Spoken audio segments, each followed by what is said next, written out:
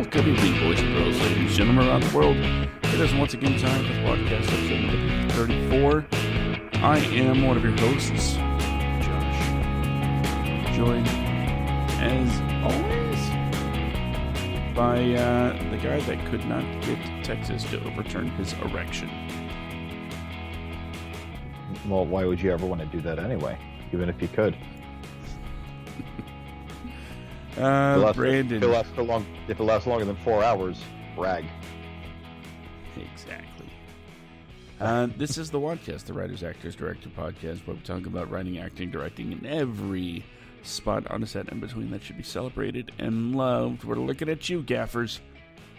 Welcome to the show. A day late and a buck short. That's a thing, right? Well, like I said in the apology video earlier, and I apologize to everyone if I sound a little different right now. I'm having a little technical difficulties with my computer, so I am joining via the magic of technology through my not-so-smart smartphone. His mobile device. Like I said, yesterday was my baby sister's graduation, and so I wasn't really able to multitask with that and also do the show. Right. And yeah, it's one of those deals where by the time it ended, we would have already been by the time I got done with everything, it would have already been like a half hour into the actual time frame for the show. So I figured, like, the hell with it. But you know what? I'm not going to apologize anymore because I offered all you people an apology video earlier. If you didn't watch it, not my fault. You got an apology already. So that's all I got. It's worth checking out. Go to the WADcast Facebook page if you haven't already. But if you're watching with us via Facebook tonight, hey, what's up, kids? We got quite the show for you tonight as we talk about life on the high seas, being pirates, looking for booty, and digging up treasure. Oh yeah. So, all right. Actually, here we go. Now that we're on the show, I think I got the laptop situated because reasons. So let me see something real quick here. Maybe. Do do do do do do do do. And welcome back to the show.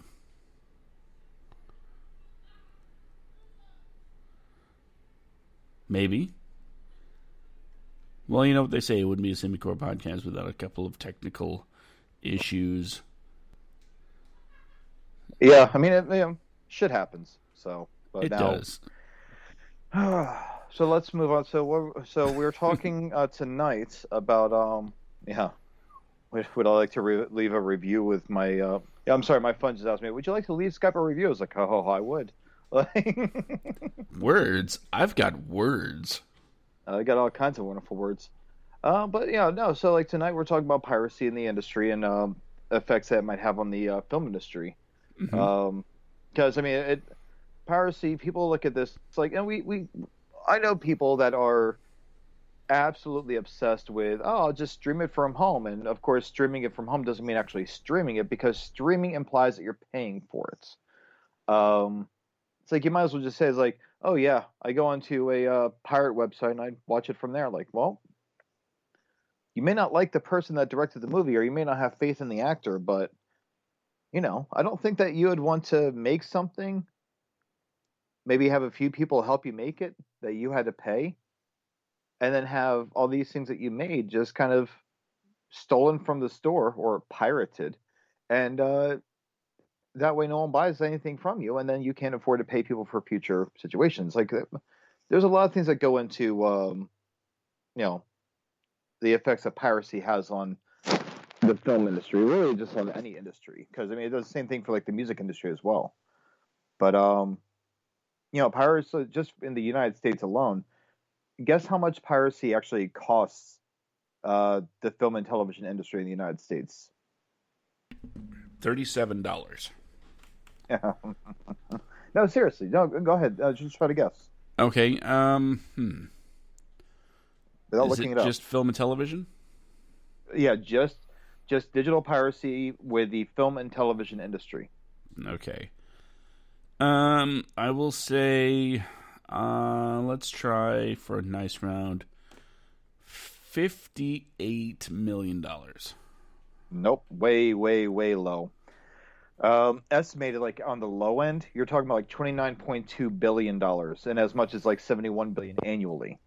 And Well, this is all that seems according to like a like number that's pulled out of somebody's butt. it's according to a study from the U.S. Chamber of Commerce, their Global Innovation Policy Center. So it costs a lot of money. It takes its toll on the industry. Now the big studios, they can recoup their like losses and everything else, but the independent industry, like we had Justin Ward on here talking about Relish. Yeah. Now, I mean, just imagine. I mean, and I asked him if it had like a DVD release or if it was strictly just Amazon Prime, and it's only a digital release. So just imagine if this only digital release was pirated. Like if I and I would and Justin, if you're listening, I would never do this, buddy. But if I were to download this movie and I were to release it onto like a pirated movie website, and it really got a traction on there, he would never recoup any of the finances from the budget or anything like that. He would never profit. Whatever the budget was, because he never really disclosed it to us, which I understand why. He would never recoup. I know that was a fairly modest budget, to my understanding. But he would never recoup anything, and he would never profit off of it, and he would look really bad to future investors when it came time to make his next film. So, But is what do you that got? is that assuming that every stream or every time somebody watched something is a ticket sale? I mean, I think it'd be fair to say that. I mean, because and I get that tickets are expensive. I get that going to the movie theaters, and mind you, this has never changed. Movie theaters have never kept the lights on based solely off of ticket sales. All the money, all the revenue that movie theaters themselves make come from concession. Most of it.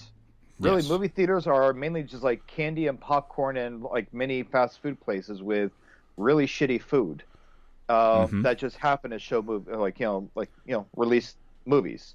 That's all they are. I'm gonna get 2 drinks and a popcorn. That'll be $25. Yeah. What? Oh yeah. I remember I think I took a girl on a date, and I ended up this is years ago.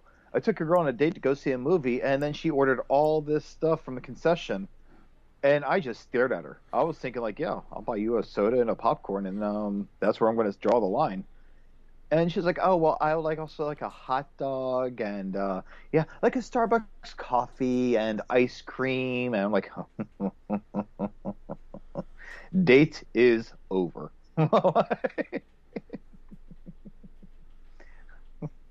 The prices at the concessions are Oh. amazingly bad. Just her end of her quote unquote snacks that she got. I could have taken us out to a decent restaurant before the movie. Because like I don't really like dinner and movie kind of things. I was going to go see this movie, and we met up on I think Plenty of Fish like years ago. My first and only time ever using Plenty of Fish, and it just happened that she wanted to go see a movie. I want to go see a movie. I figured we'll go on a date, and yeah, sure, I'll pay for your ticket, and I'll buy you a snack there. Okay, great, whatever. And her meal ended up costing me like almost like $40. So I was like, nope, we're done. Fortunately, we never exchanged any information, no phone numbers, no nothing. I told her what I'd be wearing, where I'd meet her, and that's how we met. So I walked away guilt-free, and yeah, never thought about her till now since we're talking about concession, because she was burning a hole in my pocket. That's horrible. Like, Hey, I have a I've never told anybody this story before, so here I am telling everybody. I went out with a girl that I met online many moons ago, and she was like, let's meet at the theater. And I said, okay. And when I got there, she didn't look like her picture even a little bit. Yeah. And, I was like, okay, we'll watch the movie. It was Hollow Man, with Kevin Bacon. Kevin Bacon. Yep. Where they inject him with Kool-Aid. Oh, I'm Yep. sorry, Gatorade. That's what it looked like. Is it a you? And the whole time I'm like, I just want this to be over. and it maybe that tainted my experience with Hollow Man because I haven't tried watching it since. But Did you feel really hollow inside? oh yes, I felt like a dick afterwards too because it started raining when we left the theater, and she was like, "Oh wow, I have to walk home," and I'm like, "Yep."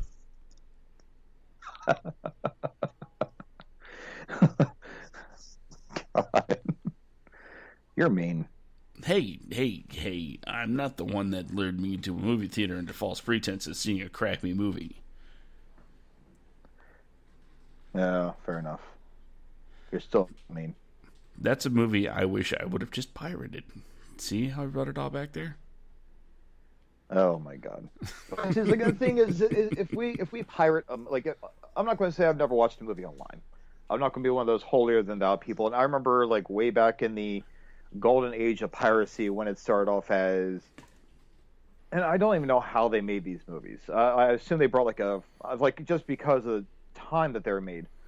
I remember when me and my best friend were little kids, like in the mid 90 like 1996 or 97 when the first Scream came out.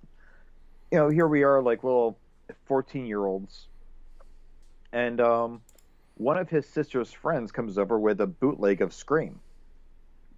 It's on a VHS tape. I'm looking at this thinking, oh, that's awesome. Like, like I never really thought of what went into like making this movie because it's very clearly recorded straight from the camcorder. I'm thinking like looking back, camcorders weren't exactly compact at that point in time. They had like the smaller ones for like the mini, like VHS tapes, but this wasn't like a mini. This is like a full size VHS tape. I'm looking at this like, how the hell did you like how did they make this movie? Then I saw like Liar Liar on a bootleg. And I'm thinking like, well, I didn't really think anything of it because I mean like now no one really makes any money off of well, I guess the pirates make money off of them from like ad space on their websites. But yeah, you don't really think about the ramifications of what happens with these companies when this happens. But if I watch these movies now, if I see them on like an online website, I'm like, oh, well, yeah, I don't really care for such and such director. I'll look into it and I'll watch a few scenes. And if they like really strike me as being decent, then I will go see it in theaters. I will say this though, Ghostbusters 2016, I did not pay to go see that movie either time I sat in the theater while it was playing. Lost a bet the first time. I walked right past the usher, didn't say a word to them. They didn't stop me. I walked into the first showing of Ghostbusters I could find. Sat there for 15 minutes and I walked out. The second time when I was forced by the friend of mine to go see this movie, I still refused to pay, so he paid for me. So thankfully, I've never spent $1 watching that movie. But I still think the question that I asked is valid. Is it safe to assume that just because somebody streams something, it is taking away a ticket sale? oh, absolutely. I will, confession time, I have watched many non paid for movies in my day. It's not something that I'm saying like braggadociously or anything like that. I'm not trying to toot my own horn, but when you're younger and pretty much broke all the time, a theater going experience is not always viable, let alone right? Living in a world where film rentals were still a thing, and you could just, for older movies especially, go online and watch whatever you want. But there were often times where I would, look at the lineup, look what's available, and I would see things that I'm like, I would never go to the theater to see this. I would never go rent this, but because it's available, because it's in front of me, you know what? Why not? I'll give it a shot. And in turn, experiencing some of these actors, directors, and writers that I did, it really expanded my horizons as far as taste goes. And in the future, I did usually, seldomly through actual theater tickets, but sometimes an on-demand deal. I'd say, oh, I like this movie, so I liked the other movie. I might like this movie, so I'd rent it, give it a shot. And another type of way this thing happens is, of course, with the Netflix, Hulu, and all of the streaming services. It's so convenient to have something you just click on and you have a wide array of movies to choose from. Movies, television shows. Basically, watch whatever you want when you want to watch it. The fact that I pay for, and this is just me, I pay for Netflix, HBO, Disney, Hulu, all of this stuff. Damn, I should just get cable, right? No. I paid for all this stuff, and yes, there is a wide variety of movies available on those 4 specific platforms. But you know what? Every once in a while, there is a movie that I can't see on those. Amazon, they have I'd say the widest selection available. Yeah. Mostly because of the rental options, because they don't have to just, okay, we have the rights now, we can stream. They have so much that you can just throw down a couple bucks and watch something.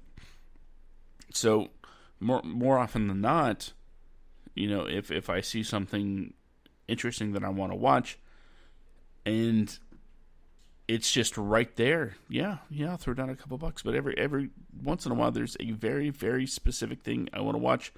I want to watch it once, and I don't want to spend money. Yeah, but see, the biggest thing that I have against piracy is not just the fact that you're taking away someone's intellectual property, like you're just, like you're stealing work that they worked on without paying for it. I mean, it's like, but like, what bothers me more so is like the grander scheme of things, because part of that multi-billion-dollar figure that I shared earlier, you're looking at there's another, like, part of that study says that there's just the economy suffers. Because through piracy, just like in the United States, and mind you, only in the United States, this doesn't account for other parts of the world. But with our own economy, there was a study back in June 2019 that was talking about how, piracy, digital video piracy, results in losses to the United States economy between like 230,000 and 560,000 jobs. And it's usually, and there's like a greater grand scheme of things between that, because the numbers aren't really set in stone. They fluctuate. They've gone as high as like $115 billion in reduced gross domestic product, every year. So you're looking at all these figures, all these losses. So it's like with me with working in medical. I get pissed off when I hear someone say, "Oh, wearing a mask doesn't do anything." Because it's the same thing as me hearing, working in the film industry, also hearing someone say, it doesn't hurt anything if I watch. It's like, well, no, but you're part of the problem, not just for the, the entertainment industry that you say to love so much. but it also affects the economy. The way that like prices fluctuate and everything else, you and others with that mindset are a direct cause of it.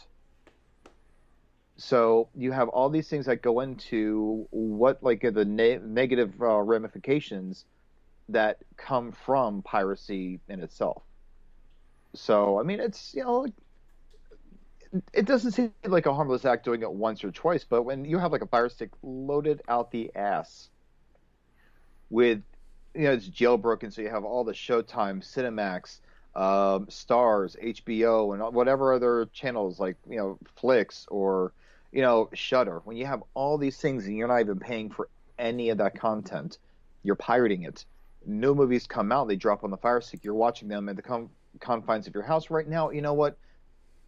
Due to the pandemic, all the lockdowns, areas like California, Los Angeles County, we don't have any theaters that are open right now. None of our theaters are playing anything. They have not played anything since I think March of this year. They have been closed ever since. A lot of them have shut down and had to close permanently because of it. But things will pick back up, and a lot of these movies are slated for next year's release, provided that things are open back up next year. Let's hope.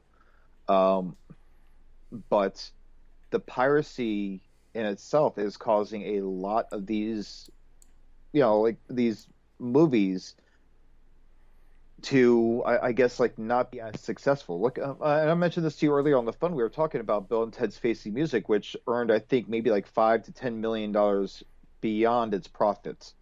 I'm sorry, beyond its as profit, because it just barely made its budget. I don't even know how many times that movie was pirated, because it was a long-awaited sequel with a very large, with a decent, like a sizable fan base. Now, if that were released in theaters, I'm sure it would be much more successful. But it was also, I think, for rent, for like $20 for rent for $20 on Amazon Prime. And I think the purchase it was like $25. You rent it, you have 24 hours to watch it as many times as you want to watch it. Whoever in your house or whoever has a password to your Amazon Prime can watch it, which is fine. But just looking online right now, I'm looking at like 5 or 6 different pirate websites, and it's on all of them. And one pirate website has 3 million views on it. You just think 3 million times 20. If these people had actually paid for this movie, they would have very easily made a profit off of this film. But again, that's assuming that everyone that watched it would be buying a ticket. Well, but that's what I'm saying. If these people that watched it on this pirated website, this is just one website. If they had watched it, actually like buying a ticket or buying it outright or renting it, this movie would have made a hell of a much higher profit than what it made. That's my point. Now, there's no doubt that some of the people that pirated the movie would have bought tickets, but I don't think it's really fair to say that everybody that watched it was going to buy a ticket. No. But no, I'm not saying that they were going to buy a ticket. I'm saying, should they have bought a ticket to go see it? That's what I'm saying. Had these people not pirated a movie for free, again, this movie, like, 3 million views on this one movie, on this one website. My point is that 3 million views of it, 3 million times watching it, if they had just gone out and seen this, if it was playing in theaters, if these people had seen it in theaters, or if they had just spent like the $20 to watch it on Amazon Prime, that's what I'm saying. It would have recouped its budget, and that added amount would have been profit, and they would have but those 3 million views, I'm looking at that 3 million times, let's say 3 million times 10. Okay, so you're talking about $30 million right there. So let's say like a $10 movie ticket, which I know is astronomically high. It's unfortunately very much the world today. That $10 movie ticket times 3, that's $3 million that would have gone towards this one movie. know, it would have gone towards, of course, like the distribution and whichever theaters, but the majority of that money would have gone back to the company that made the movie. Uh, and again, this one website. Now you go to other sites where there's like one that's like 1.2 million, another one's like maybe like 30,000. But all I see is lost revenue for the industry. That's also hurting the economy and you know, and ending jobs and careers. So, and this is just again, this is one movie. This isn't like multiple movies. This is just for one. Um, and there's a lot of movies like what was it like the Marvel films. Without even looking at the website for how many views these things have, I'm sure it's much more than just the simple 3 million views. So no, they may not have bought tickets, and that's fine. They may not have had any intentions of buying tickets, and that, of course, that is fine. But by not doing so, by not even like renting it on Amazon Prime or anything like that, they're cheating the film industry there, which is causing jobs to end, which is causing the economy to suffer, things like that. So there's multiple reasons why you'll never see me defend piracy, and I would hope that people that have seen these movies still decided to go out and at least pay their respects to go see it in theaters the way that they should be seen. Not not the ones that released this year, because obviously that's not the case everywhere, but movies that have been up on this website for the last like say 2 years or so. If you want to see a movie that bad, go buy a DVD for it. Go buy a Blu-ray or like rent it on Amazon Prime or rent it on Vudu or some I don't know. Just rent it somewhere and show your support for the director or for the actors, whoever it is that you say that you love and support, by showing that love and support and spending the money to see them in action. And I say that just because of the fact, if I were to make a feature film and say I had like a $1.5 million budget and I was only able to make maybe 10% of my budget, but then see that it's online and it's got like millions upon millions of views, and I received nothing for that. Oh, dude, I'd be fucking livid. Mm-hmm. Like, I'd be pissed. That's a career-ending move. Like I said earlier, like, I mean, if that were to happen to someone like Justin, how would you, like, say Brian Wallace, okay? Say he were to make a feature-length film, and he were to make no money back for it. He has to pay investors out of his own pocket. Like, it's going to take some time. How is he going to get more money for the next film if he's making what would be a profit somewhere else, but he's not making it, but he's not making any money. He's got tons of fans now, but all of his fans are people that pirate his shit. Like, we love you so much, pay money. Well, we don't love you that much.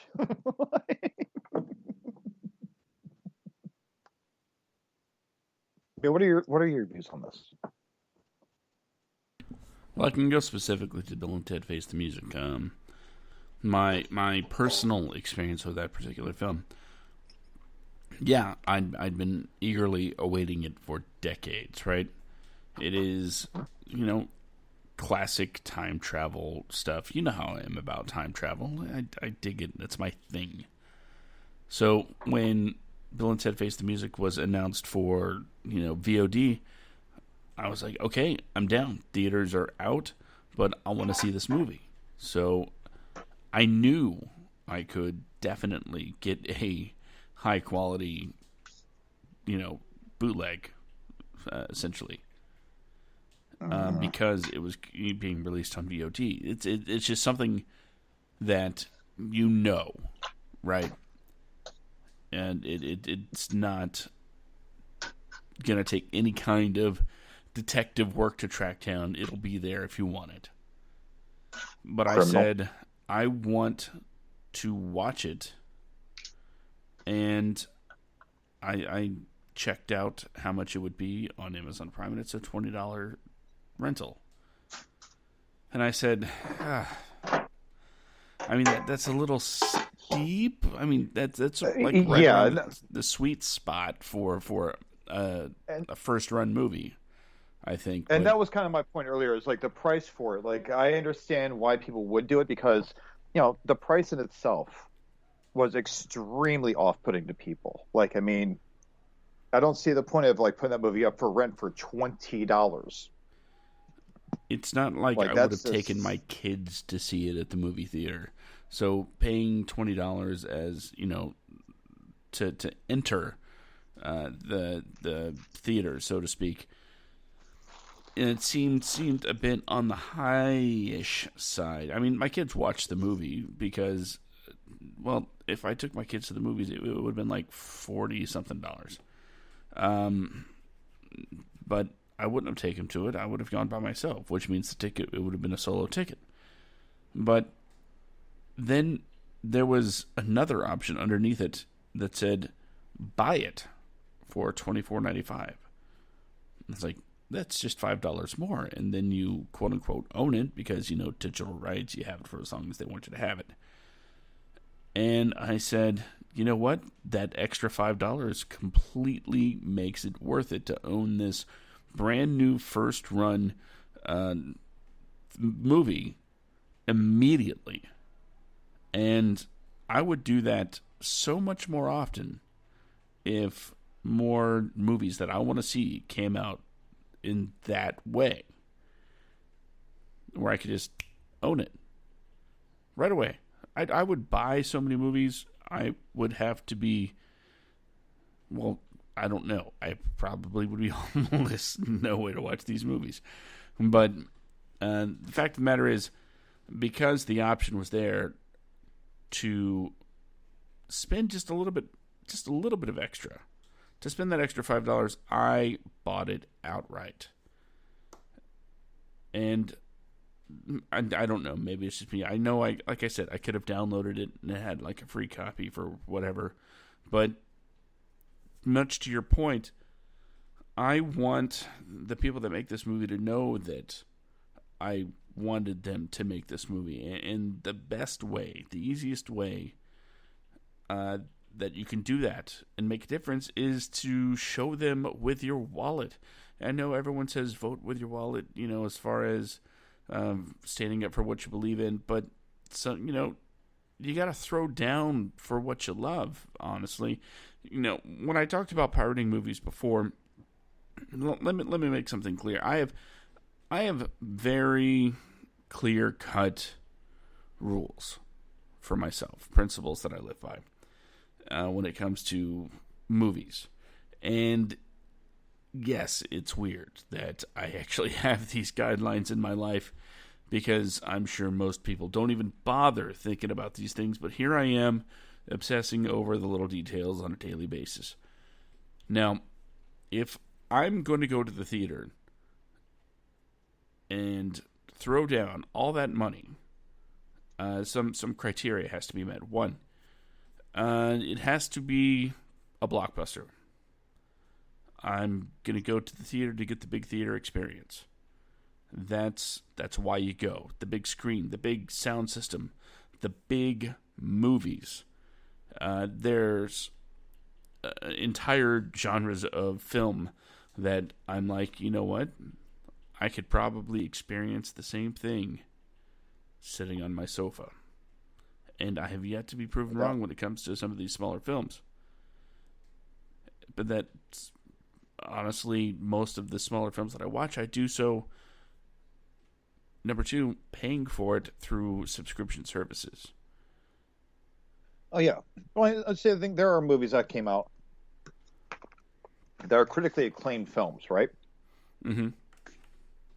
That I could have just as well seen in the confines of my living room. And they're wonderfully made films. They're beautifully made films. First one that comes to mind is Napoleon Dynamite. That is a movie that I could have seen in theaters that I feel like I would have just been just as fine seeing in the confines of my house. Doesn't mean it was a bad film. It's a very good film. I do not regret seeing it the first time in theater at all. I regret the 3 subsequent times I went to go see it, because that's just one of those films where you see it the first time, you see it a second time, you realize that you missed a bunch of stuff. You see it the third time, you start realizing that now you missed even more stuff in the second viewing.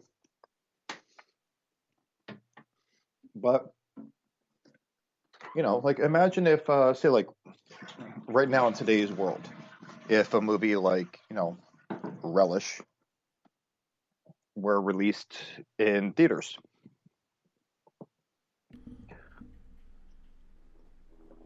You and I have spoken about this movie multiple times. We It's a both wonderful love. movie. If you haven't seen it, go to Amazon Prime, check it out. Yeah, no, and as I said before, and I even think had a brief conversation with Justin a little while after the show, and told him like, I don't mean to like, just sound like a kiss up with you about this, but it was a very masterfully done film and a great example of what you can do when you work with what you got. Yeah. But it's one of those films that I think could speak to a whole new generation and people that grew up with John Hughes movies. I mean, I think that he is on his way, like with this criteria of filmmaking. I think if he were to do more work like this, I think Justin could very well be the very next John Hughes. But this is a movie that I feel like deserves to be on the big screen. I believe that it deserves like a bigger market distribution. Napoleon Dynamite wasn't one of those movies for me. It's a good film. It's a good movie. It's masterfully done. It's very quotable. But it's a movie that I could really feel like I could just watch inside the house and not really have to go out and do anything. Mm-hmm. And I had a really good point, and I got lost in my rambling. I forgot where I was leading.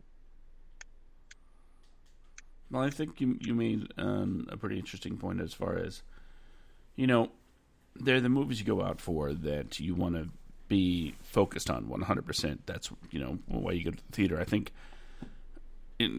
I've said it before, if there's a Marvel movie, I am there. Period. I will always buy a ticket for a Marvel movie. Yeah, any blockbuster movie is what you said. Any blockbuster movie that comes out is like kind of. Well, what if it's like, okay, let me ask you this: what if it's an attempt at a blockbuster? Like, think of like The Mummy, which was supposed to spawn the Universal's Dark Universe, which of course was a colossal failure. But I just had no interest in that one from the beginning. well, see, I was interested because it was the woman that was in The Kingsman and Atomic Blonde. I was all about it because that woman, first off, is absolutely gorgeous. Second, she is a badass. But outside that, I can't stand I cannot stand or stomach Tom Cruise. I think he is a very, very talented actor that is way too fond of himself. And these days, all of his stunts, it just seems like he's the old guy trying to show that he's still capable and can do his own stunts. One of these days, he's going to break a hip. I'll still watch me a Mission Impossible movie. Yeah. Well, the next, like I say, he's going to break a hip. He's going to end up Mission Impossible: Escape from the Nursing Home. But that's a good point you bring up. Let's talk about Tom Cruise for not about Tom Cruise, but I think what you're trying to say is at some point Top Gun Maverick is going to be coming out, right? Yeah. And I think what you're asking me is, since that's supposed to have like a summer blockbuster feel, is it something that I would go to a theater for? That is exactly what I was going to ask in a non-bullshit type of way. Like, actually, it's a very bullshit. I wasn't even going to get touch on that subject. But yeah, like, would you like Top Gun Maverick is another? We're in 2020. We're in the we just ended the 20 teens. So now we're in a stage where we are just going to start barfing out long-awaited sequels back to back to back to back to back. This year alone, I think, wasn't Top Gun supposed to come out this year in 2020? Yeah. Okay, so this year we were supposed to have 3 long-awaited sequels: Ghostbusters Afterlife, Bill and Ted's Facing Music, and Top Gun Maverick. Yep. So now we're at the stage where we're just going to start throwing out sequels to old movies that haven't had a sequel in decades. So yeah, is that like something like that? Because Top Gun, like Ghostbusters, like Bill and Ted, it has a fan following. It's got tons of quotable and very memorable lines and scenes. Mm-hmm. You know, and as I said before, I think it's very ironic that the theme song to the original Top Gun movie was "Take My Breath Away," and that's exactly what the hatch did to Goose when they ejected from the jet. Spoilers. Oh God, the movie is like from the '80s. If you have not seen Top Gun yet, it's your own damn fault. You know, goodness gracious, great balls of fire. Come on. But Look, I'll tell you right now, Top Gun is not something that's high up on my list. Not something I would show up at a movie theater for. Not because of its scale, but because it's just not a franchise. I guess it's a franchise at this point that interests me in the least. I don't need to be recruited to the Navy.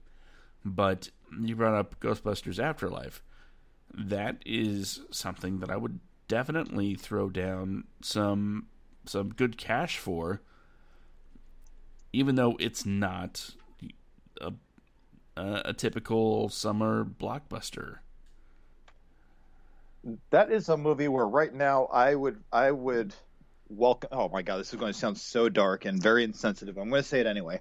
This is something where remember that episode of Family Guy where Peter Griffin staged for Chris to have some fake terminal disease just so they could revise a TV show that he liked as like his Make a Wish kind of thing.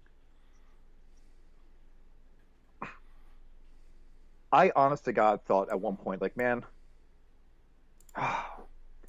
if I could have something and it was so detrimental to my health that I could possibly have a chance of dying from it and I could guilt Jason Reitman into letting me have my own private screening of Ghostbusters Afterlife only to recover afterwards and him not be mad at me or think that I gypped him, I would welcome it. Like, oh my God, you have a giant tumor that's inoperable in your frontal lobe. You have 5 months to live. Oh my God, get Jason Reitman on the phone.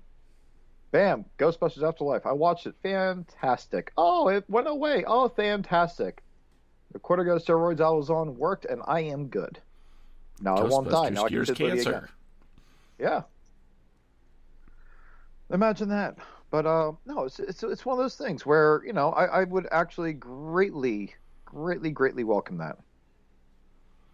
But that's also a movie that I would never even dare pirate, and I would report it in 2 seconds flat if I ever, for a second, saw it, you know, on the actual pirating website.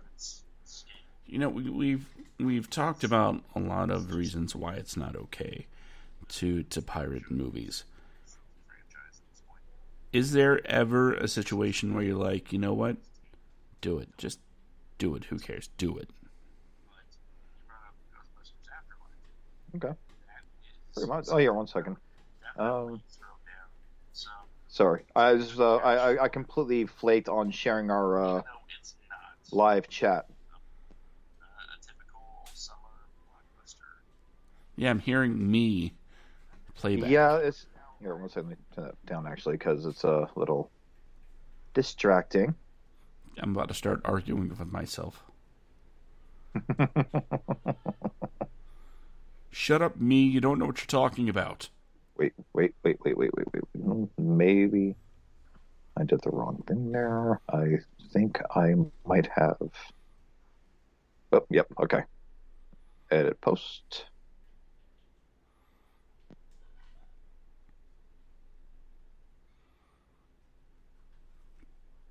Well, I will continue with my principles, as I was talking about. You know, like I said, blockbusters, Marvel movies. And you know, I went to see 1917 in theaters, but that was after, you know, the hype had already been established. I didn't really have any intention of seeing 1917, but after hearing it as a must-see experience in the theater, you know what? I, in my opinion, rolled the dice and said, okay, I'll see what this thing has. And when I watched it, it was, of course, beautiful film. One of the most beautiful movies I've ever seen. and well worth every cent seeing it on the big screen. But on the other hand, another critically acclaimed wonderful movie that I did watch for the first time anyway on more nefarious platforms, Jojo Rabbit. When it comes to, award season, I try to make sure that I watch as many films that have been nominated for something as possible. And Jojo Rabbit had such a limited release in my area. It was eventually re-released when it came to awards time. But as soon as, nominations were announced, I did not have that option available. And of course, it wasn't available streaming anywhere just yet. So to catch up on some of these, especially Academy Award nominated movies, there isn't always a viable legal way, especially when the movie comes out fairly late in the year, and say there's only two really real ways to watch it. For those of you that may not be aware, and I hope I'm getting this right, to be eligible for the Academy Awards, you have to have, I want to say, a 2-week run in physical theaters during the calendar year before the awards. It can be in just one theater, and there are times, especially some of you might be eagle-eyed enough to think, how is that movie nominated for an Oscar when it hasn't been released yet? Well, that's because it had its limited run at the end of the year, and that made it eligible. And sometimes the movie doesn't get released until right around Oscars or February or something, and that leaves your ability to basically two things. You can wait for its release, which when a movie's nominated for an Oscar, you don't want to wait for its release. Just even though it only has, Brandon, you're so very lucky that people will, put their films in LA theaters for a week or two just for the eligibility. That doesn't happen here in Northeast Florida. And the other way is to hopefully find somebody that's uploaded a screener copy.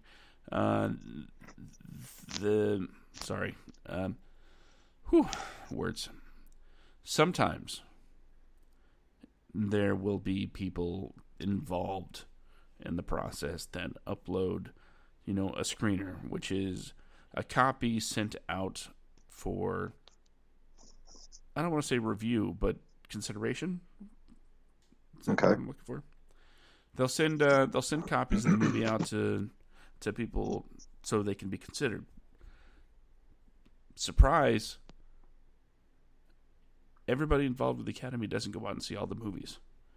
They get them sent to their homes so they can watch them whenever they get around to it.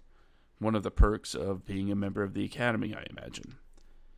Even bigger surprise, one of the biggest problems is when it comes to the Academy Awards, I've read, is that the Academy doesn't watch all the movies. They'll just, watch a handful of them, and, whatever ones they like. It's ranked voting, I believe. Anyway, but if you really want to watch this Academy Award nominated picture, and you're not in the area that it's, available for limited release, and this is not the norm. It's normal, but it's not the norm. It's not the average for most films. There's the only other option is pretty much to get a bootleg, and it sucks. It sucks, especially when it comes to, in my opinion, great movies that you see at festivals that are looking for distribution, and you hear about. Maybe they don't find it, maybe they do. If there was a way to make sure that these movies, the really, really awesome movies that are showing at these places, can be seen on a wider scale. A better distribution platform, network, whatever you want to call it. I don't think it would kill pirating, but I do think an all-encompassing way to catch anything would be... It would go a long way to curbing some of it. Yeah. I think, and like I said, this is my opinion, some of the piracy issues, it's not about, I want to be a bad boy, and it's not about, I want to be a cheapskate. But, at least in my instance, a lot of it is, I don't have any other options. Yeah. If you looked at the movies that I looked up on some of these sites, they are definitely not available on any currently available streaming service, because quite frankly, I am pretty much just subscribed to all of them. And which ones? Well, which ones? Like I said, I have Amazon Prime, I have Netflix, I have HBO Max, I have Disney Plus, I have Hulu, Peacock. It is, if it's not there, there aren't really many other places it could be. What, Showtime? I mean, yeah, there's subscription services for days and days. And when it came to Relish, I think I eventually did just outright buy it on Amazon. But when it came to the first viewing, sorry to say this out loud, but I signed up for a free trial for the platform that it was on, and I, of course, canceled my subscription before I got charged. But I wanted to see the movie. Well, I mean, the thing is you're still supporting that, even with a free trial, because Amazon, the way it works is you have to get X amount of views.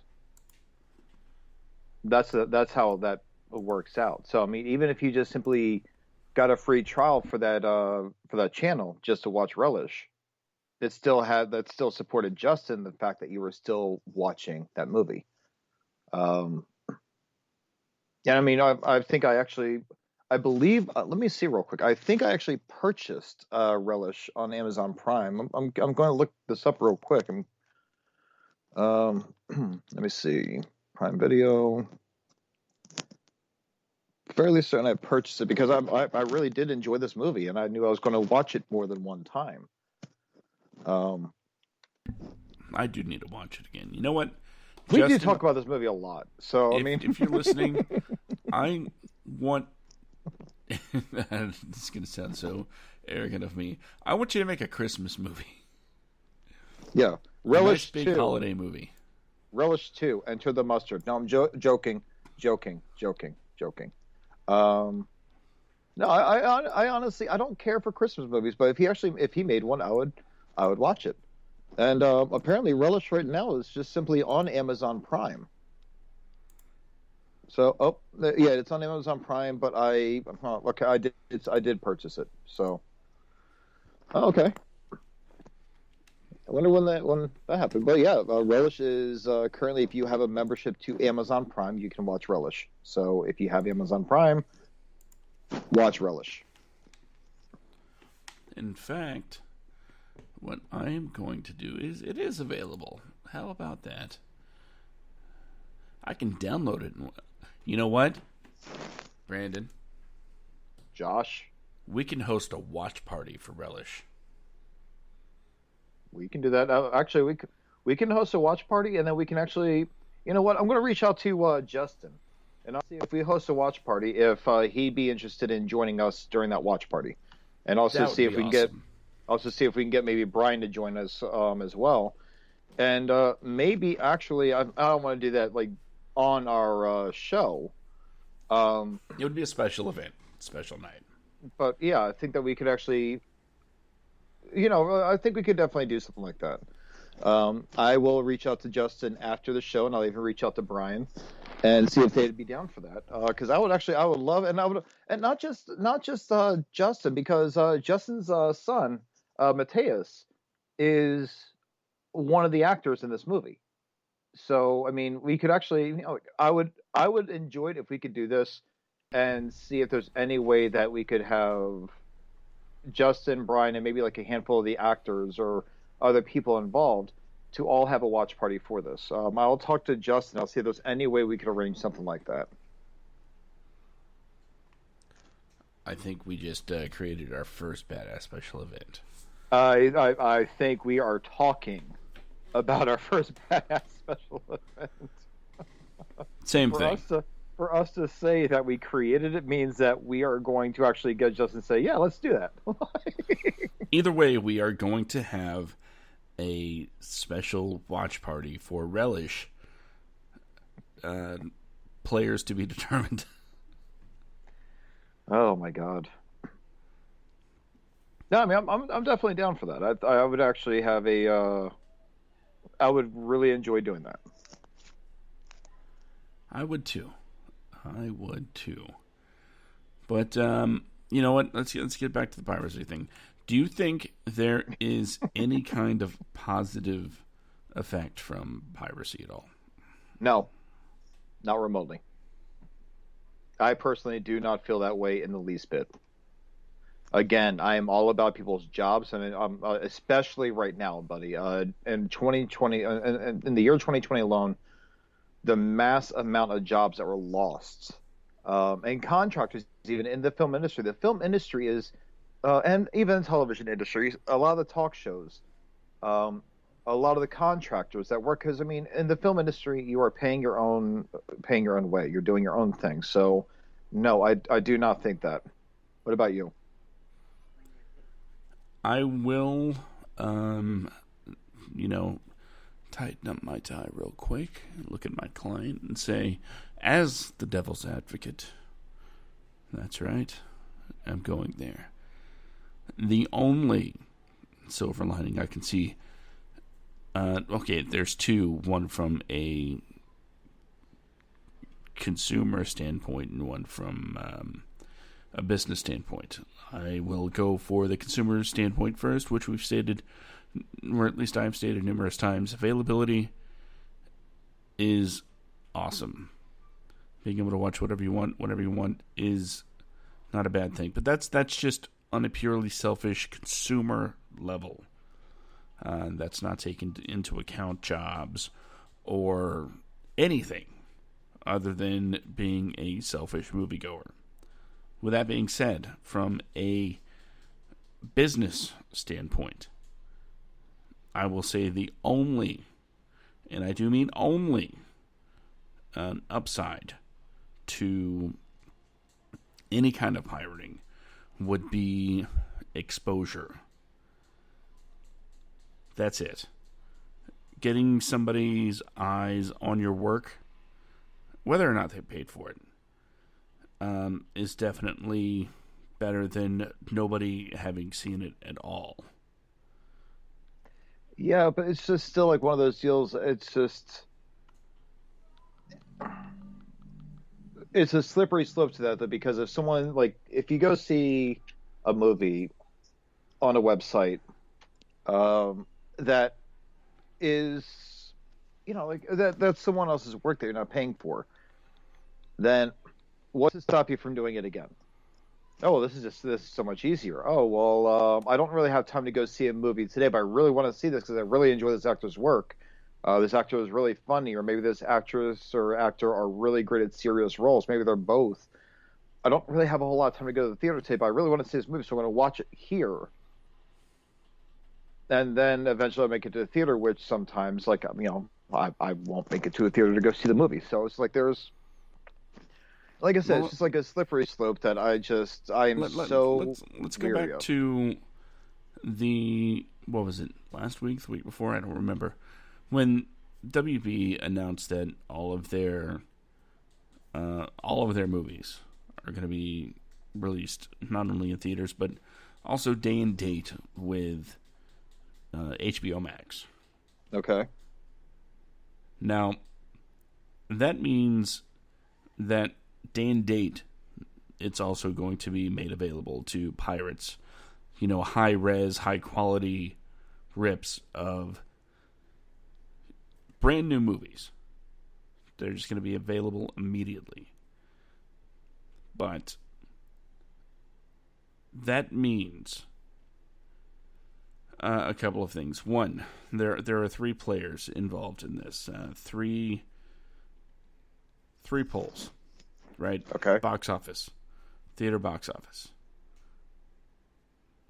HBO Max subscriber numbers, and the third one is, of course, illegal downloads. Okay.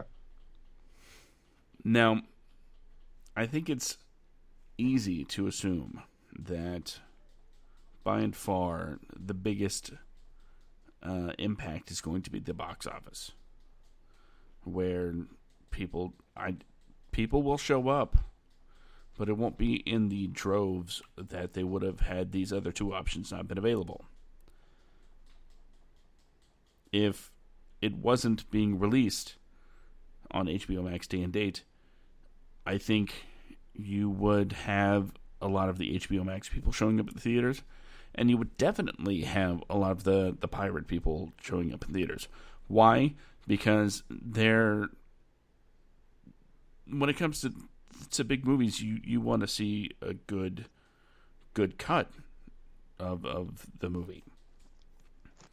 So, with that being said, it's going to be released on HBO Max, and the box office is going to take a hit. But on the other hand, we will also see a pretty large influx of HBO Max subscribers. People that are willing to pay something to watch the movies they want to see. Yeah. So that, by itself, is a big step when it comes to closing the gap between theaters and legal home streaming. Now, will the illegal downloads be higher than normal? Maybe at first. Because, yeah, there's a lot of people that wait. They will wait and wait until a good, copy of the movie is available to watch. We've, well, at least people that have been around the block a time or two have seen all of these crappy cam versions of movies, and I can't believe they still have cam versions of movies online. You would think at some point they would figure out the way, whatever that may be. There are other places that have these available online all the time. I don't know. But they'll wait. And they'll wait. They won't have to wait this time, but they'll watch it straight away, and then they'll be done with it. Yeah. So I think, as far as the illegal downloads go, it'll plateau, much like a box office, much like anything else when it's initially released. But then it'll fall back down because everybody will have done what they're going to do. Yeah, but it's just like, but here's, we were going back to the prices, right? Like earlier about like the what you see on Amazon Prime to like rent a movie. Mm-hmm. I'm looking at Amazon Prime right now. I'm looking at their section where they have like the Amazon Prime Cinema, like the movies that were supposed to come out in theaters that are currently, not in theaters because of course mass closures. I'm sure that they are in some theaters, but the average ticket price right now is between, I think $7.50 for a matinee to $10 for a non-matinee price. I think what turns people off even more that cannot make it to theaters right now, that are not able to see these movies in the way that they were meant to be seen, is, okay, there's this movie that I'm actually kind of stoked about, called Come Play. Now it's kind of like, it seems like a blatant ripoff of the Babadook, but to rent the movie right now for 24 hours to rent this movie is $19.99. The Craft to buy movie, there's no renting, it's just buying. $14.99. New Mutants, what was it? Let's say 4K. To rent this movie, $5.99. The regular, not 4K version, $4.99. So it kind of like like there's a lot of things like they're going to play with the prices. Like New Mutants, I know that people have I know people have pirated New Mutants because, let's face it, the X-Men franchise has taken a massive dip. We got something fresh with X-Men First Class, and then they just started doing all kinds of weird stuff with the timeline, and then it just kind of turned into a whole bunch of what the fuckery. But these all have a play in what we're talking about here. Sorry to go back to this and everything. It's just I'm noticing a lot of discrepancies in what people, I think, honestly are expecting versus like what the studios are expecting versus what really happens. So, but yeah. But no, see, I honestly like I said earlier, people can come up with their own views as to piracy all they want. I don't believe in it. Music, I don't give a shit about. All the music that I really like, I own. The only stuff that I don't own are the things that I could not find to purchase. So as far as Ugly Kid Joe, sorry guys, I have all of your albums. I paid for 2 of them. But love your music. Let me hit upon music real quick and throw this out there. Okay. A lot of people credit illegal downloading with killing the music industry. There's a couple of inherent problems with this. One, the music industry is not dead. No, it's booming. It just sucks. It's still here. You still hear music on the radio. It's the record labels are still around. And they say, oh, it killed physical media. No, I think if anything, illegal downloading actually kept physical media alive, because how many times did you buy blank CDs, right? Yep. And they kept your CD player active. No, if anything killed physical music, it is Spotify and Amazon Music and Apple Music. All of these services where you can legally listen to as much music as you want while the artists actually get paid fractions of pennies to the dollar. They don't even get that penny per play. They get fractions of that. So no, illegal downloading did not do that. It was, in fact, it was Apple, I believe, that was the single biggest contributor to the fall of Napster and LimeWire and all of that. Why? Because people were given a legal alternative to illegal downloading.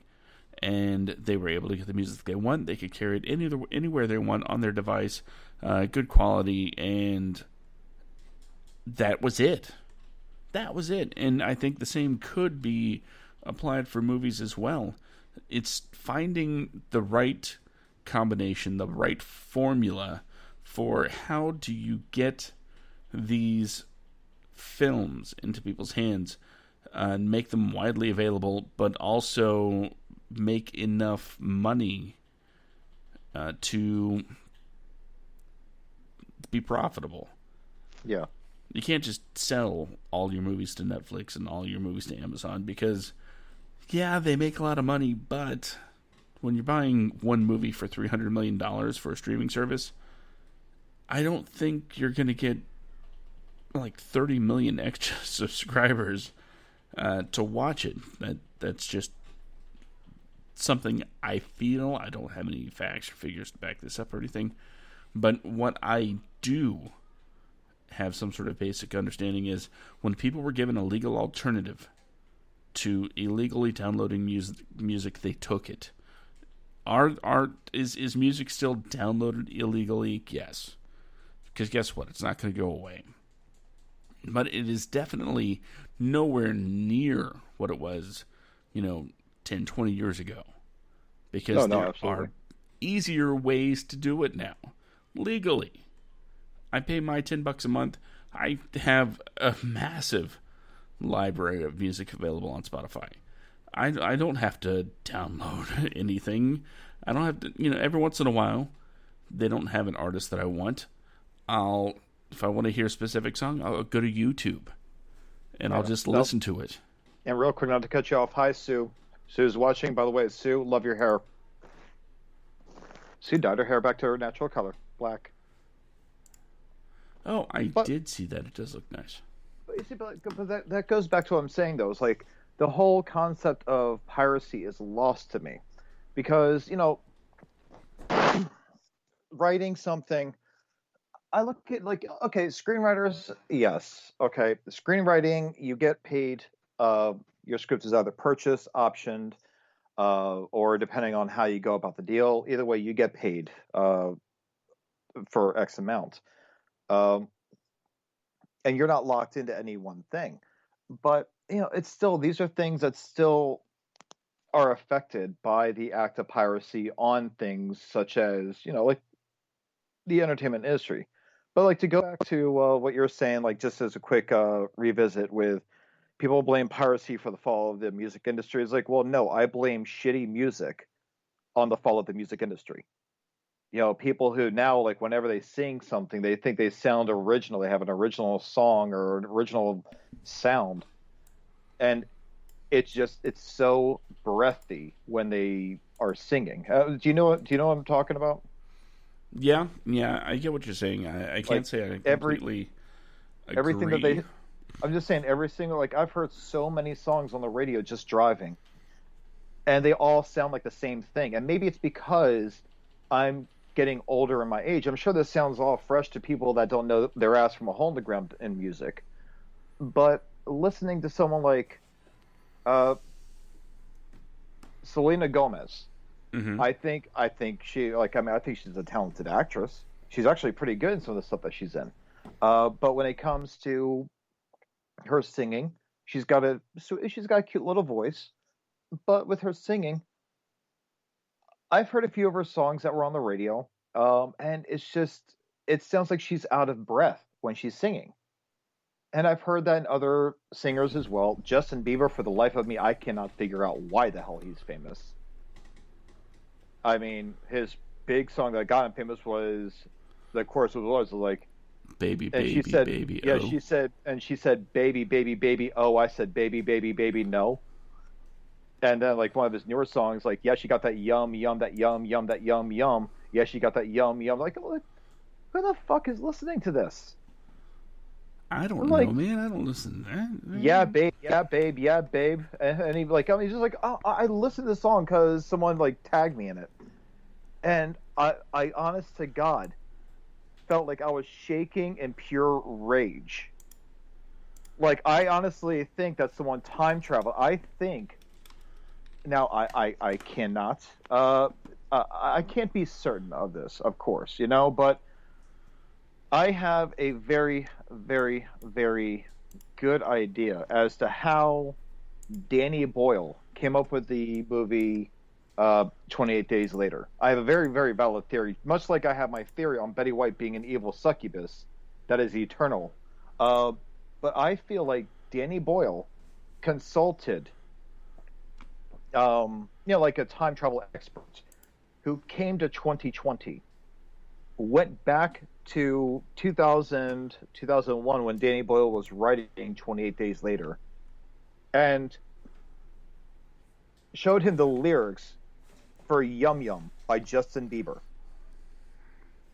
And Danny Boyle was so enraged by those lyrics that he created the rage virus that is the pinnacle for all of the bullshit that happens leading into 28 Days Later. I think the rage virus is Justin Bieber's Yum Yum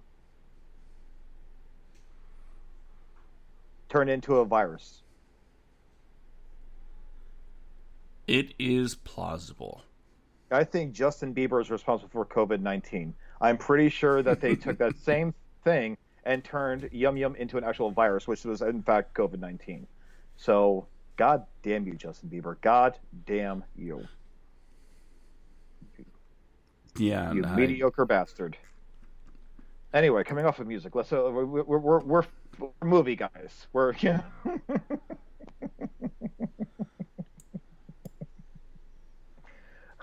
Let's hey, Tay's in here. Tay, what is up, homegirl?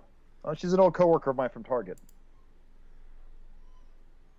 Now, if we could just get people to actually start talking in the chat, that'd be fantastic. But either way, so it's one of those deals. Like oh God. So let's move on with our subject here. Now, what else you got as far as piracy goes? Well, let's see. Let me check my notes because we've covered a lot so far, and let's see. I even brought up hey, here's the silver lining of piracy. How's that? How do you like them apples? Okay. No, we covered that. Now I'm not nearly as prolific as some people that we may have come across. You were talking about an individual that will not be named that seems to take a lot of pride in the fact that when something comes out, he's like, "Bam!" Oh yeah. Fire stick. Now I will not be afraid to admit that I have had apps downloaded onto devices that made this whole thing viable, that made certain things available. But again, when it comes to the things that I watch under less than legal circumstances, it is more often than not something pretty old. I'll put it that way. There are some applications that let you look at films, like these are the Oscar winners. These are, look up by actor, whatever. And generally, the only time I would ever go to something like that is if it's not available on one of the numerous streaming services that I actually pay for. And every once in a while, you get that wild hair. And like I said, the Oscar nominees, I do try to keep abreast of and watch because I want to be able to come at any discussion when it comes to awards from a learned position. Now, with that being said, Brandon, how much do you hate me for watching Academy Award nominees not paying for it?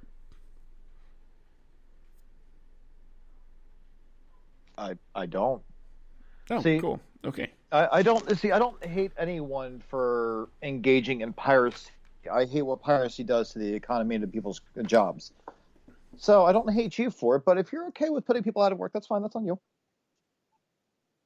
They're just fathers with children and, wives causing, all kinds of things that are happening, divorces, things like that. Now, I don't hate you for it, though. Let me say this. Like, in particular, what was that movie about the Irish girl? Brooklyn? Irish Girl. I'm pretty sure it was Brooklyn. You're going to be more. I don't know what movie you're talking about. I'm pretty sure it's called Brooklyn. Let's see. Brooklyn, 2015 romance drama. Based on the novel. directed by John Crowley. Yeah, starring Saoirse Ronan. You know her. The one with a notoriously difficult name to pronounce. I really don't. Well, I would never. What is it? What is it? Well, I'm sorry. One second. What is it called? The movie? Yes. Brooklyn. Brooklyn. Okay. Let me see. There's a 15 film. Mm-hmm. John Crowley. Saoirse Ronan? That's one of the ways people pronounce it, yeah. That's how you pronounce your name. No, there's a sh in there somewhere. Huh? It's like Source or something like that. Then it's Source. But either way. Okay, so Saoirse Ronan. Brooke, by the way, she is a talented, amazing actress. But Brooklyn is not a movie that would ever come across my plate, right? It is just nothing about it says this is for Josh.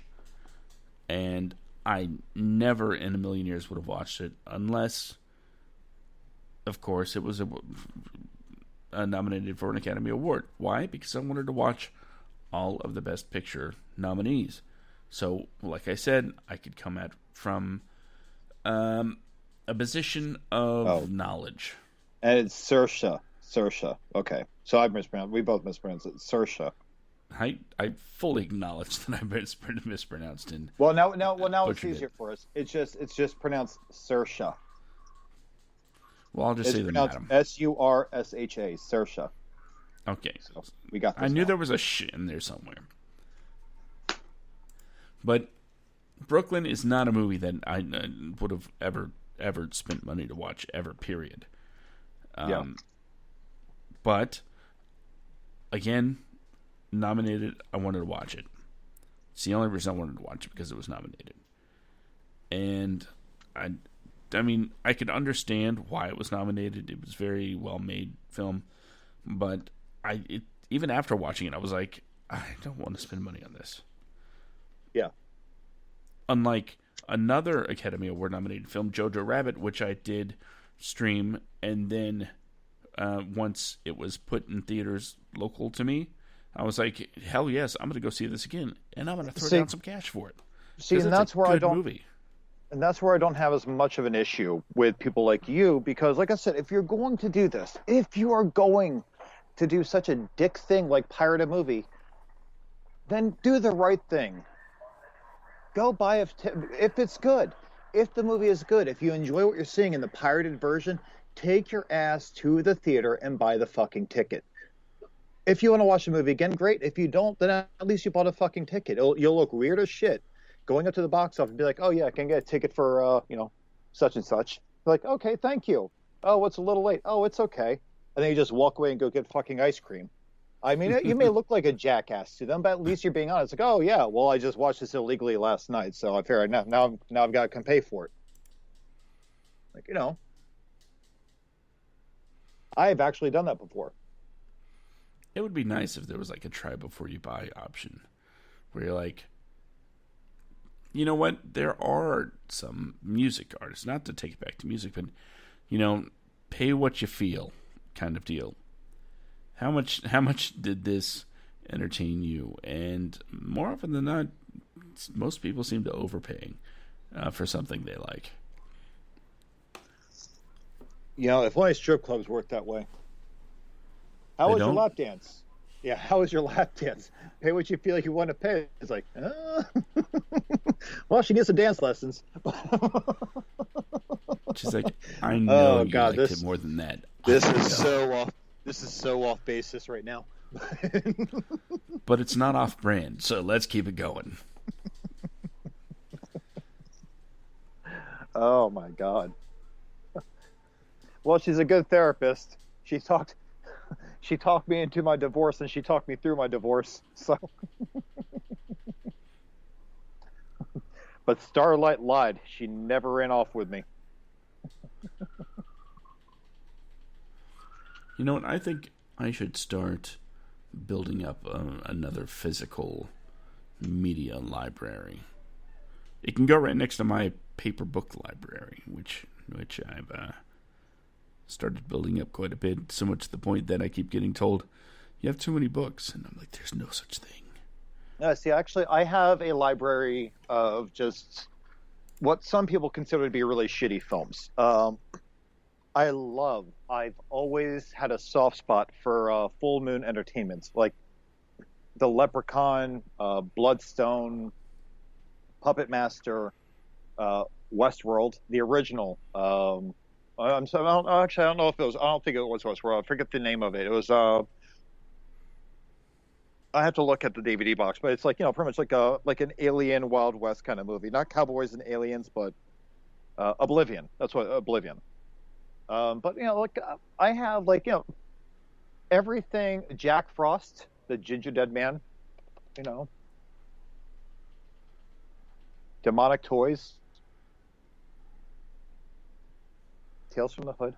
I have just like some of these campy old like B-level horror films that were just like phenomenal or really bad. But I've got a pretty sizable library there. Now the one movie, like movies that I will always recommend, like if you're going to pirate movies, pirate shitty movies.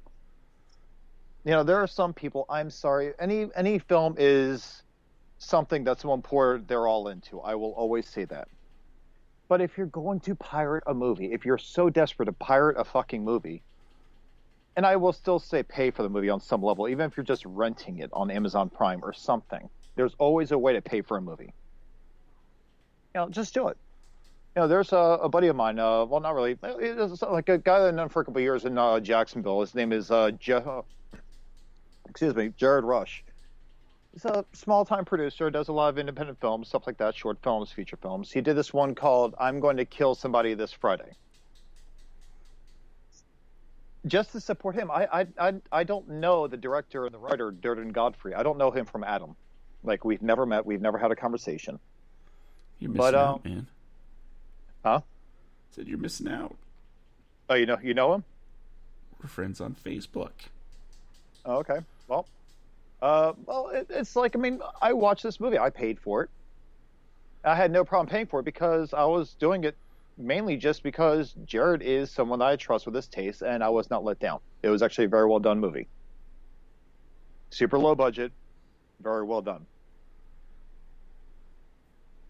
But like I said, piracy takes its toll on a lot of things. It can lead to killing careers. The film industry is a tough cookie to break into. It's really hard to crack. So you have to really be masterful at what you do, and you can't be masterful. People are kind of like fucking your shit up and just stealing your stuff. So like I said, if you're going to pirate something, if you're going to do that dick move, do it with some level of I don't know, integrity. And after you've pirated the movie, if you enjoyed the movie, then find out where you can rent it and just pay for the rental. You don't have to buy the movie, just show some kind of monetary support for it.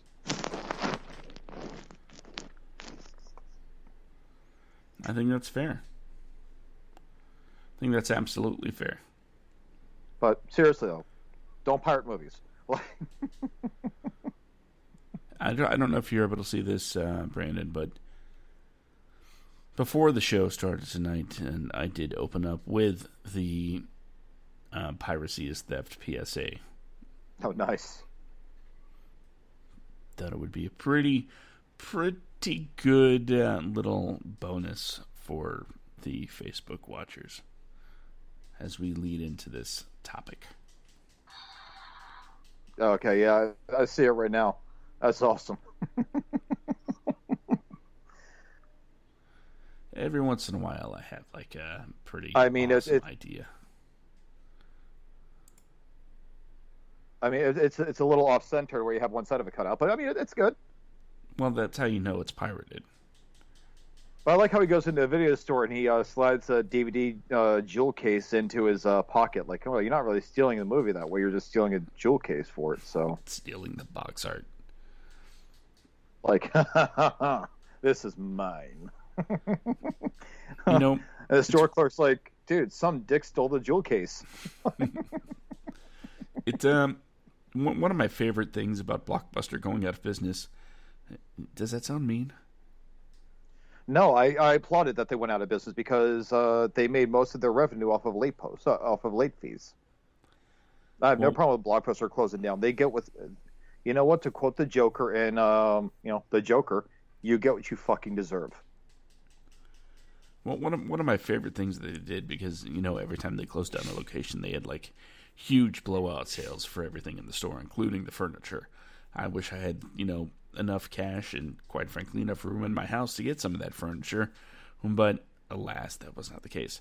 What I did have money for was the movie art that they would have on the wall as placeholders, the little cards.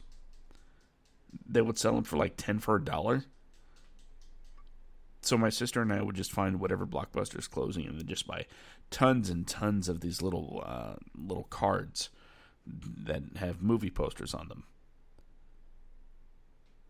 and became collectors, if you will. And I still have some. Yeah. You're probably gonna say that's weird, right? A Don't. little bit. Hey, it's from a bygone era. These, my kids are like, "What are these for?" It's like, well, when you would go to the movie rental place, like, what? The what now? Well, if we wanted to watch a movie not in the theater, and we didn't own it or didn't want to buy it, we'd have to rent it. So we'd have to go to this building where it was filled with movies, and they would let us take the movies for a fee. It's like a library, but with movies. It's like, yeah, I guess that's a pretty good way to sum it up. You'd have to have a membership card, just like the library. It's like, why didn't you just go to the library? It's free. Like, because they don't have the new releases. Shut up. My God. Okay. So, what else do you want to get to on as far as pirating? We've said, don't do it. It's bad. But we also said, unless the movie is bad and the people that made it don't deserve your money, then whatever. But if you're going to do it, make sure that, it's like you go to a restaurant and they're like, oh, it's on the house. You don't not tip the waiter, right? You still got to tip the waiter. Like, yeah, because people and it really depends. Because I tip accordingly. I don't always do that. Like, 18%. No, I don't do that shit. Or I do it based on the service at all times. And it's because the chef is paid. The chef is making an hourly or salary rate. The waiters make such a horrific amount of money, per hour versus per tip. $1.35 an hour. Yeah, okay, there's this place called the Beetle House.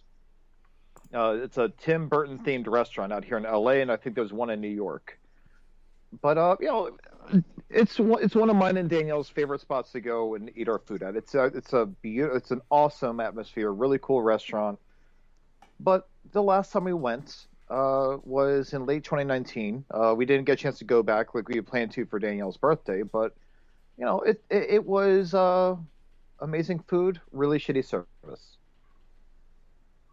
Our waiter just sucked. I think we saw him maybe like twice the entire 2 hours we were there.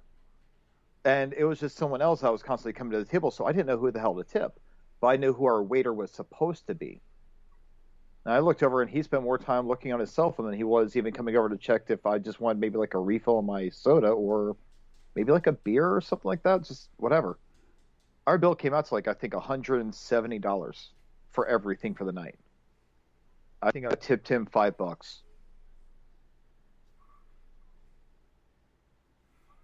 And I could see, like, I mean, and then, you know, I could see him look back over at the table and just like glare at me. I'm like, yeah, well, where the fuck were you this entire time?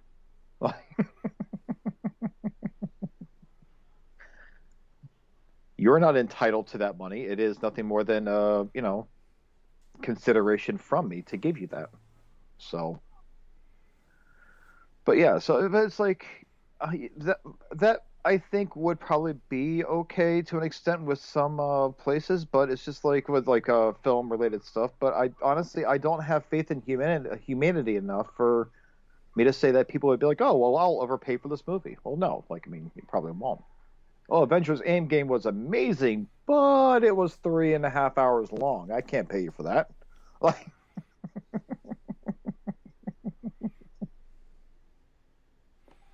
Yeah, I see what you're saying. people are just shit. That's what it comes down to. People are really shitty people. But And if you're like watching Avengers Endgame, you know, pirated, then you're doing it wrong anyway.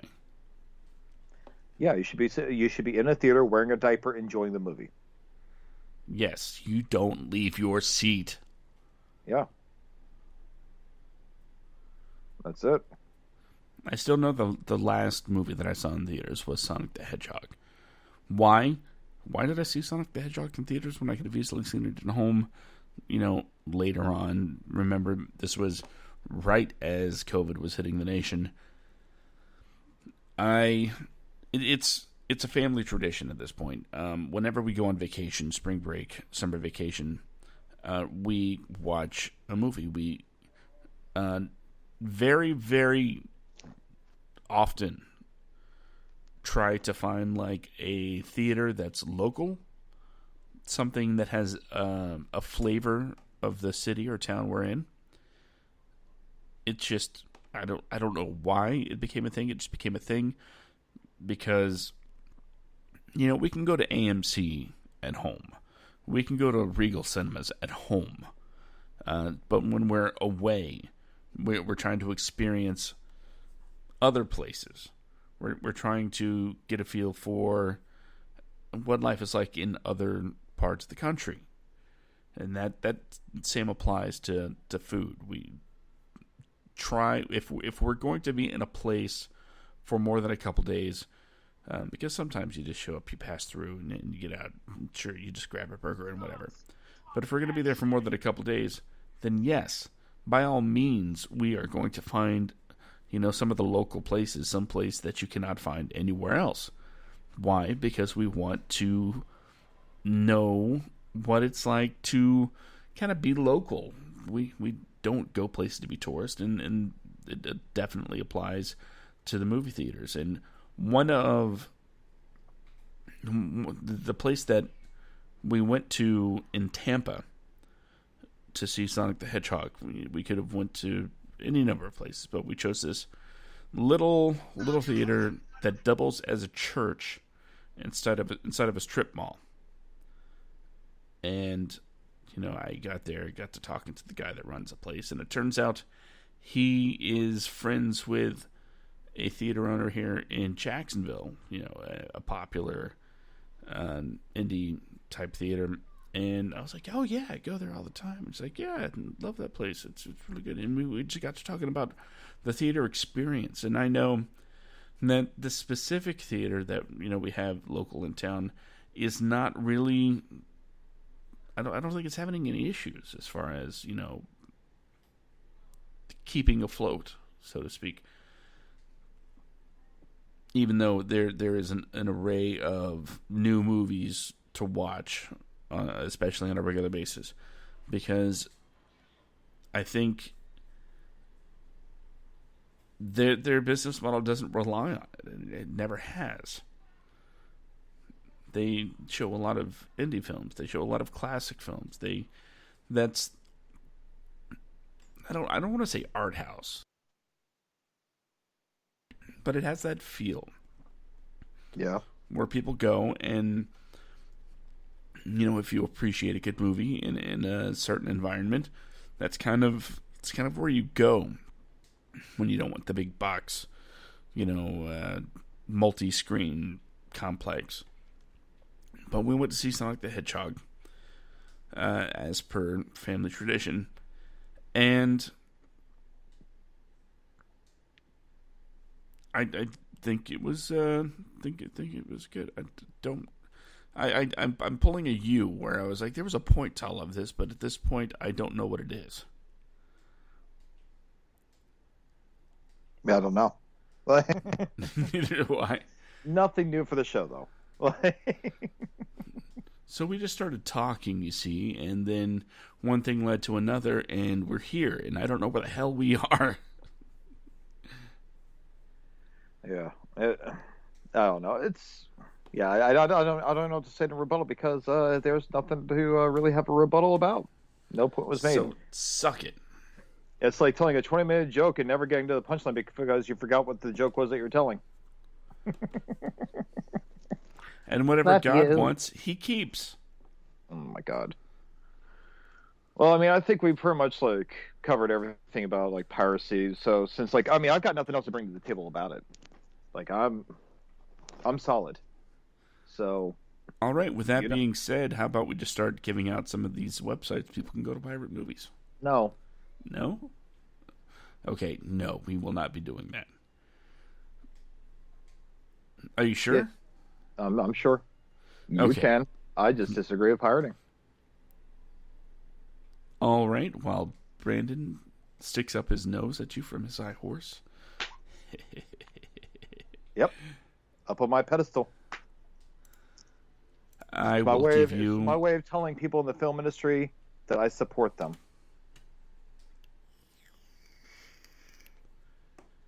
Here's a website you can go to watch movies. Yeah, AmazonPrime.com. Or Amazon.com. So you took my joke. Amazon. Yeah. But yeah, you can watch... there are so many legal ways to watch movies now, unless it's for a very specific thing. I don't... And unless you're practically homeless, you can afford $5 to watch a flick. And if you can't afford $5 to watch a flick, you know what? Wait, because it'll eventually be $5, or it'll be on a streaming service, one or the other. And a lot of places still have free trials, so sign up for a freaking free trial if you don't want to throw down your hard-earned cash. I mean, you still give them your email information. And in the end, isn't that all they really want? Just don't be a jerk about it. I think that's a lot of the moral of all stories. Hey, don't be a dick. I think that's what the Bible's about. I'm not sure. The Bible is about it's about things and it's against the same things. The Bible is if you have DID, this is a dissociative identity disorder, and you have multiple personalities, then I think the Bible's a good book to read because there's something in there for all of your personalities. But if you're reading it as a sane person, it honestly makes no fucking sense. But that's a story for a different time. Yeah, no, we don't have to talk about the Bible. We should do some sort of not topic out of when it comes to films and religion. I mean, I guess we can because I like talking about fantasy. I just really have We could do a whole thing about religious films and why they're terrible. Yeah. Might as well make the whole show about Kirk Cameron. Exactly. But, no, we're not dedicating a show to that nut job. But bananas have handles. That ego maniac of a nut job. It preaches a religion. Bananas have handles. Who preaches a religion about being humble, and the man isn't anything but. I'm good. He's like the Joel Osteen of filmmakers. This is true. But either way, so I mean, show, what else? What else you got, or is that pretty much like all we got for the night? You know what? That's going to pretty much do it for us tonight. So, based on your most recent inflaming comments, Brandon, where can people send love letters to you? Oh, yeah, you can reach me on Instagram at bjacksman82. You can also follow us on the WADcast on Instagram at, the Instagram.com/the WADcast. Same with Facebook, Facebook.com/the WADcast. You'll know both by the profile pictures, which is a little black circle with a white banner that says the WADcast in it. That's where you can find me. Josh, what about you? Well, as always, you can find me on Twitter at SketchComic or at Simicore Studios or at WADcastPod. I'll respond to all of those. If you want to throw me a quick at or slip into my DMs, you can also go to SimicoreStudios.com to find out all of the latest and greatest about Simicore Studios. Okay, that's kind of a lie. I haven't really updated the page in a while, but you can go to the Facebook page, Simicore Studios on Facebook, and join us here. Every time there's a show that goes live, you can join us on the WADcast Facebook page every Friday night, except for this past Friday night.